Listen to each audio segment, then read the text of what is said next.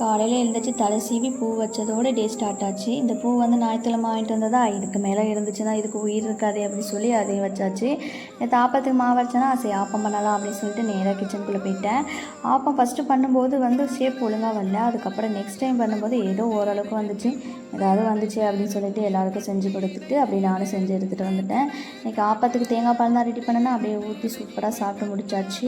சாப்பிட்டு முடிச்ச கொஞ்ச நேரத்தில் அப்படியே இருட்ட ஆரம்பிச்சு. என்னென்னு பார்த்தா செம்ம மேகம் அப்படி இருட்டிட்டு வந்துச்சு. ஆஹா இன்றைக்கி செம்ம மழை இருக்குடா அப்படின்னு நினச்சி கொஞ்ச நேரத்துலேயே வந்து அப்படியே தூறல் போட ஆரம்பிச்சுட்டு, நான் தூறல் போட்டது மட்டும் தான் வீடியோ எடுத்தேன். அதுக்கப்புறம் செம்ம மழை பெஞ்சிச்சு, அதை வீடியோ எடுக்கல. அதோட வீட்டுக்குள்ளே போனேன்னா தான் டிவி ஃபோனும் மாற்றி மாற்றி ஈவினிங் வரையும் பார்த்துட்டு அப்படியே ஈவினிங் குளிச்சுட்டு அப்படி குட்டி குட்டி வேலையெல்லாம் இருந்துச்சா அதெல்லாம் முடிச்சுட்டு அப்படி நேராக மாடிக்கு போயாச்சு. கிளைமேட் நல்லா இருக்கே அப்படின்னு சொல்லிட்டு அங்கே போய் பார்த்தா அப்படியே குளம் மாதிரி தண்ணி ரொம்ப இருந்துச்சு. சரி ஓகே அப்படின்னு சொல்லிட்டு அப்புறம் பஜ்ஜி வந்துச்சா, அப்புறம் அந்த கிளைமேட்டுக்கு நல்லா அந்த பஜ்ஜியும் சாப்பிட்டு முடிச்சாச்சு.